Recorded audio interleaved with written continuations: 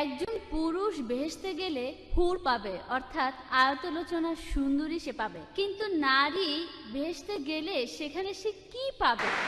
হায় রে ভাই, এই মহিলাটি ডক্টর জাকির নায়েকের কি প্রশ্ন করলো। সে প্রশ্ন করছে যে ছেলেরা জান্নাতে গেলে হুর পাবে, কিন্তু মেয়েরা জান্নাতে গেলে কি পাবে।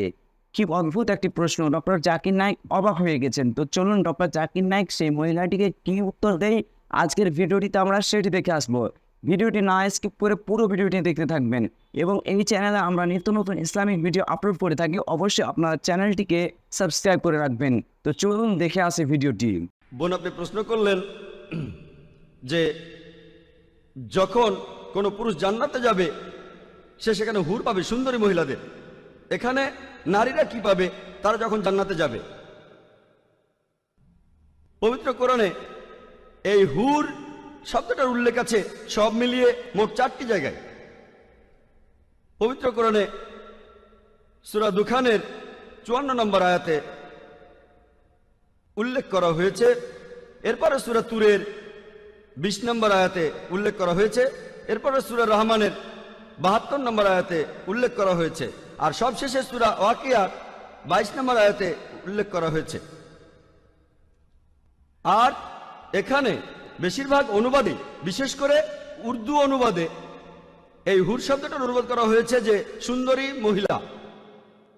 যদি এই হুর শব্দটার অর্থ হয়ে থাকে সুন্দরী মহিলা, তাহলে মহিলারা জান্নাতে গিয়ে কি পাবে?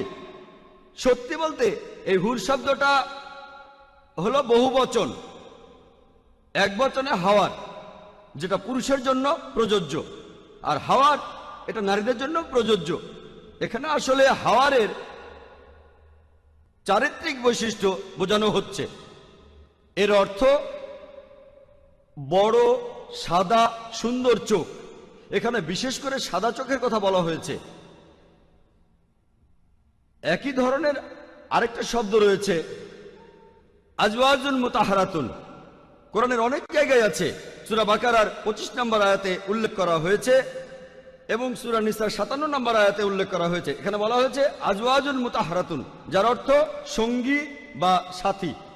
মোহাম্মদ আসাদ এই হুর শব্দটার অনুবাদ করেছেন স্বামী বা স্ত্রী, আর আব্দুল্লাহ ইউসুফ আলী তিনি অনুবাদ করেছেন সঙ্গী।